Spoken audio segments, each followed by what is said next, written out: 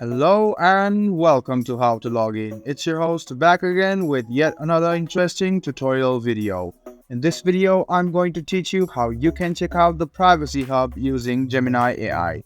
Go to your Gemini AI and click on the three lines over there and then go to Help and you can see the Privacy Hub. Let me show it to you again. Go to Help, go to Privacy Hub, and then you can read all of the Privacy Hub features and table of contents which is provided by Gemini apps. You can view on it by clicking on the link, and it is quite informative if you want some good data.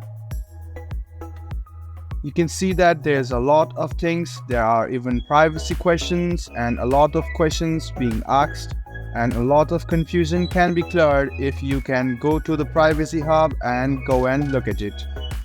It is used for feedback, location, users information, and all of it. So go ahead and go and search the Privacy Hub to know what you are dealing with.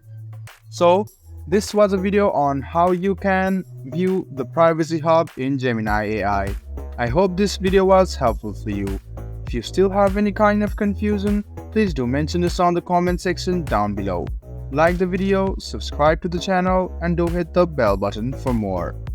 I expect to see you in the next video. Until then, goodbye, take care, and enjoy.